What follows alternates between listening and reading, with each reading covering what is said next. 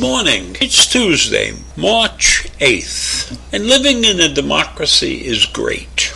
It's wonderful. We have lots of freedoms. We move around. We can speak and say what we want. We can write and say what we want. I can rant and say what I want, and nobody usually is going to get too upset with it. There's freedom of speech. I don't yell fire in a movie theater, and I can say a lot of things that make people uncomfortable, and they can say a lot of things that make me uncomfortable. But it's democracy.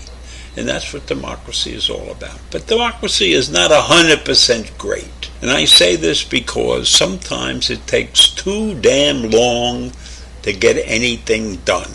Now, you all know that I have been ranting several times over the past couple of weeks on the situation in the Ukraine and why have we not put an embargo, a sanction on Russian oil. Because that is their primary economic stable. That is what makes that country tick. Well, it's taken a long, long time for that even to rise to the surface and be openly spoken about. And so the latest person who has come out in favor of putting a sanction, an embargo on Russian oil has been Nancy Pelosi. And she is preparing a bill for Congress to get Congress to get on board with the United States putting an embargo on the Russian oil. Now, Blinken, our Secretary of State, has said this could cause a problem, and rising gas prices is a huge problem in the United States. That is the one thing that seems to get under the skin of a lot of people in this democracy. Many, many people in this country depend on cars and public transportation. And if the price of oil goes up, it's a hardship for them. And I agree 100% with that theory. It is a hardship for many people.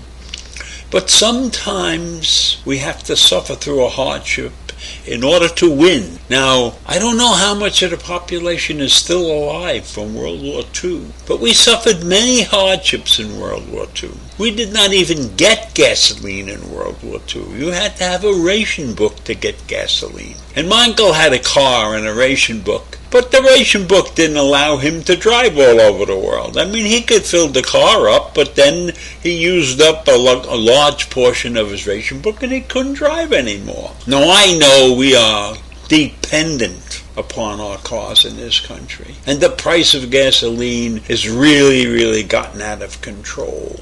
And I don't know what we can do about it, because it's not only our gasoline that's gone up. Everybody's gasoline and oil and stuff has gone up. Heating oil, everything associated with it has gone up.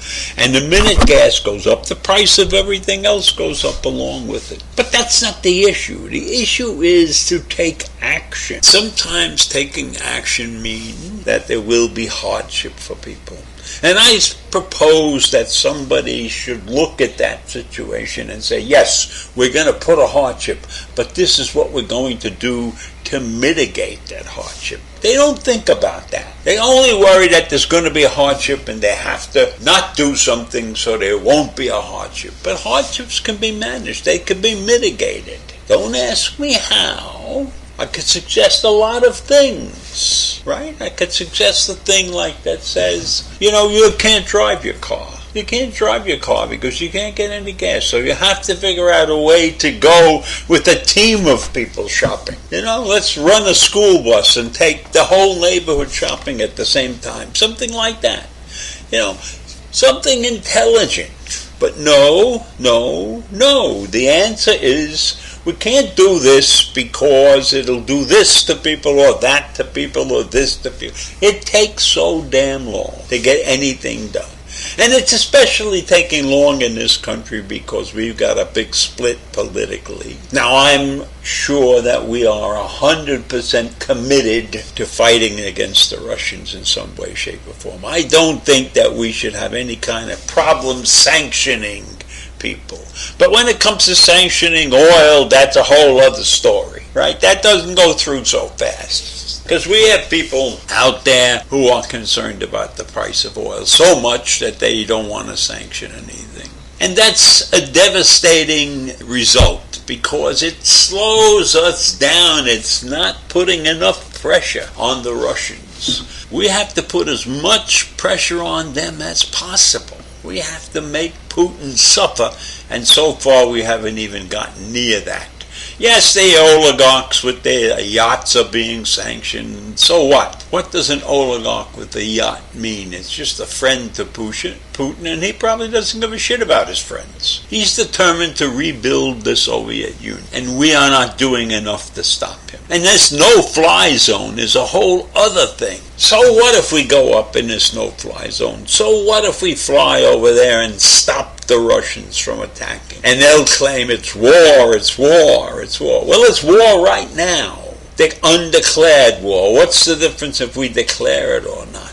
This is a war worth fighting for. This is not Afghanistan, which was a piece of crap from the day one. You know, George Bush went in there because we were bombed, and he should have got out just like his father got out when he went over there and attacked Iraq. We didn't belong in Afghanistan for 20 years, and maybe that's what's clouding our minds on what we should be doing now. But I'm telling you, we are too slow to react to lots of things. We can't come together quickly. And we take recesses in the middle of a disaster.